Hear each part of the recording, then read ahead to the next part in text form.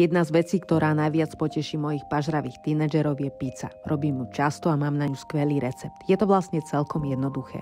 Potrebujeme približne 3 deci teplej vody, 400 g pšeničnej hladkej múky, 2 čajové lyžičky soli, polievková lyžica cukru, 2 polievkové lyžice oliváku a vrecko sušeného droždia alebo pol kocky čerstvého.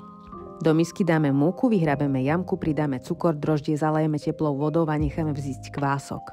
Pridáme 2 čajové lyžičky soli a po troche zapracúvame vodu. Uvidíme, koľko nám vezme. Vypracujeme bochník a nakoniec zapracujeme 2 polievkové lyžice oliváku, cesto zakrieme a necháme pol hodinku podkysnúť. Potom si cesto rozdelím na 2 časti, zagúľam ho a opäť ho nechám podkysnúť ešte pol hodinku. Pripravím si aj domáce sugo.